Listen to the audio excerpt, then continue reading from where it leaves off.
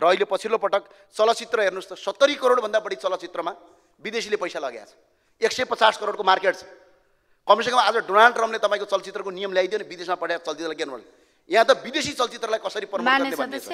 त्यो भए हुनाले सम्माननीय सभामुख महोदयज्यू, अब मैले परराष्ट्र नीतिको कुरा गरेँ। परराष्ट्र नीति पञ्चशीलताका आधारमा हुनुपर्ने हो कि घोप्टेमुन्टेका आधारमा हुनुपर्ने हो?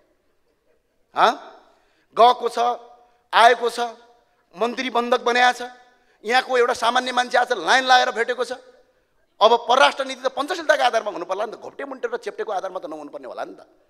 त्यो भएर आज पनि भुटानिजहरू जो नेपाली भाषी छन् उनीहरूलाई आज तपाईँको भुटानबाट अमेरिकाबाट निकालेर भुटान ल्याए, भुटानबाट फेरि नेपाल आएको छ, परराष्ट्र मन्त्रालय मौन छ। आज उनीहरूको समस्या परराष्ट्र मन्त्रालयले समाधान गर्नु पर्दैन। त्यही भएको हुनाले सम्माननीय सभामुख महोदय, एकपटकको नेपाली सधैँको नेपाली हो। तर आज के गरिया छ, जसका पुर्खाले हिजो यो देश बनाए, अङ्ग्रेजसँग लडेर होस्, तिब्बतसँग लडेर होस् र मुगलसँग लडेर होस्, आज तिनका सन्तानहरूलाई विदेशी बनाइएको छ।